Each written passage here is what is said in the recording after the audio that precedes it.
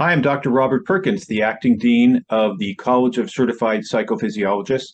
Thank you for joining me today. I'm here to announce that the final report of the multifaceted investigation into myself, into the College of Certified Psychophysiologists, that resulted as a result of a media story, has been completed. The final task was to determine whether or not the teachings that I delivered, or that any of our other faculty members delivered, or that any of the curriculum that we provided to our students was harmful, and whether it caused a permanent or adverse negative effect on any of the programs that were in place, specific to do with the Resilience and Wellness Unit of the Calgary Police Service.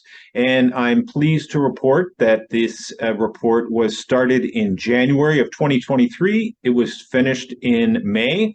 Final report was released in June. It was done by a medical expert. This is an individual who's a professional social worker who has a master's degree in social work.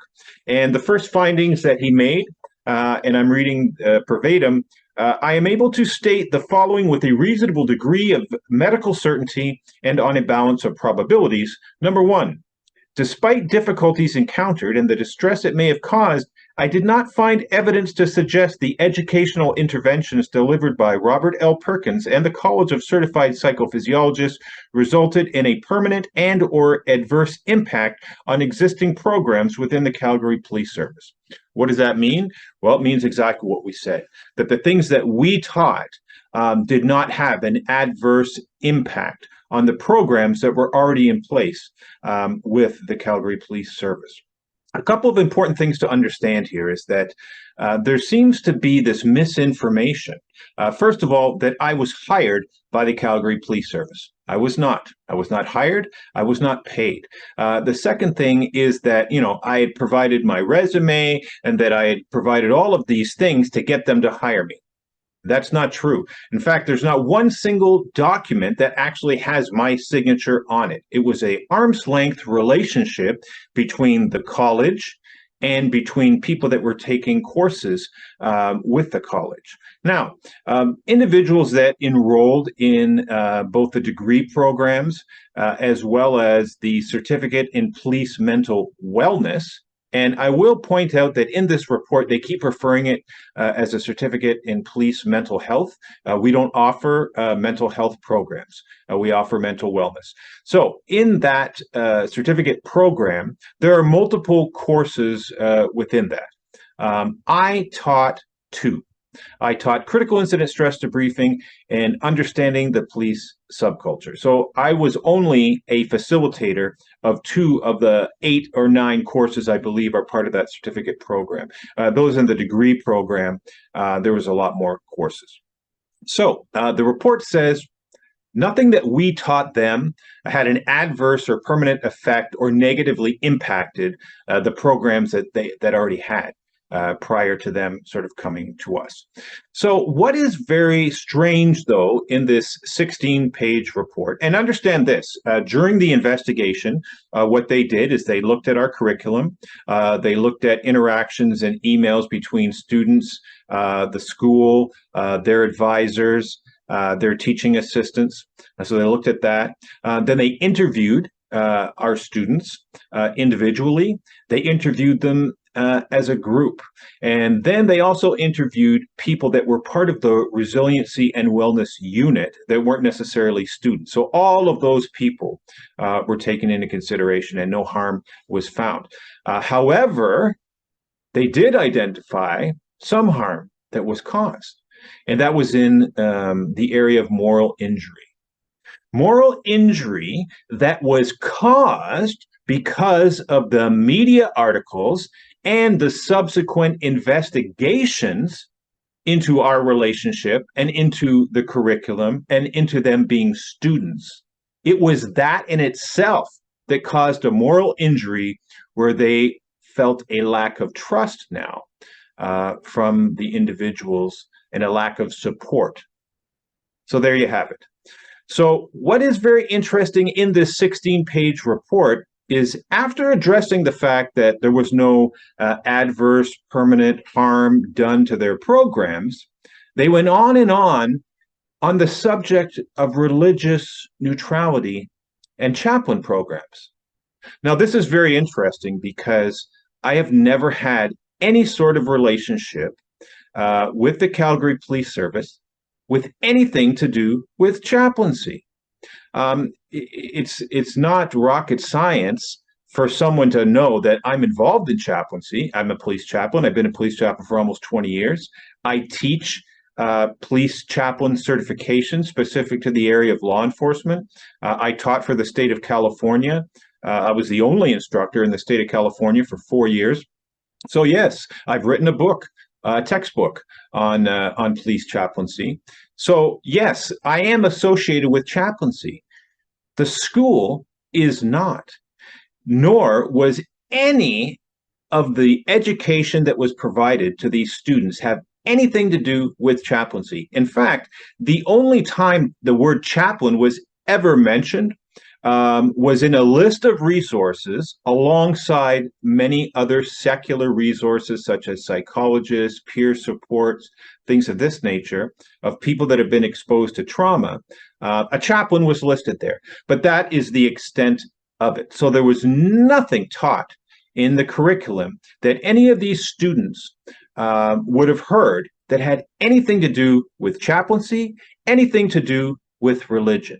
But they took this opportunity in this report to go on and on that in their interviews with individuals, specifically within the resiliency and wellness unit of the Calgary Police Service, that it was put forth the whole sort of subject of chaplaincy, even though I didn't have anything to do with it, and even though our school had nothing to do with chaplaincy. And then on this subject, as they were interviewing these individuals, there were some concerns that were voiced.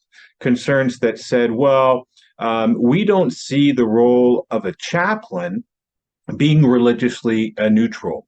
Apparently, and I did not know this until recently, but Calgary Police Service has a chapel, or whatever it is that they call it, a deemed space for people of all faiths to be able to go there and practice their faith in a safe sort of environment. That was put forth as they didn't like that. They felt that if you provide that, it's not religiously neutral. So, again, our school and myself personally, in respect specifically to the Calgary Police Service, had nothing to do with the subject of chaplaincy. Yet, it made up a pretty good part of this final report, where they began to sort of analyze the potential damage that our education may have done. So, I think that it is a very important concern that workplaces be religiously neutral.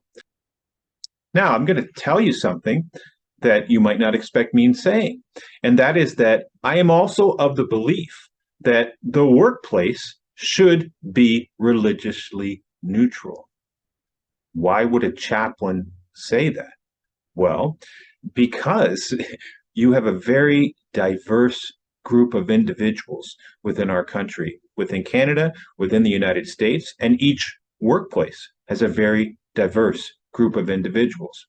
And within this diverse group of individuals, they represent all kinds of different faiths. Some of the faiths may have similar things that complement each other, but other faiths do not. And so if you have a workplace with people that have different belief systems, you can't gravitate to one because that would be excluding the others, right? So, religious neutrality in the workplace? Absolutely. However, spirituality in the workplace? Well, that is an entirely different thing.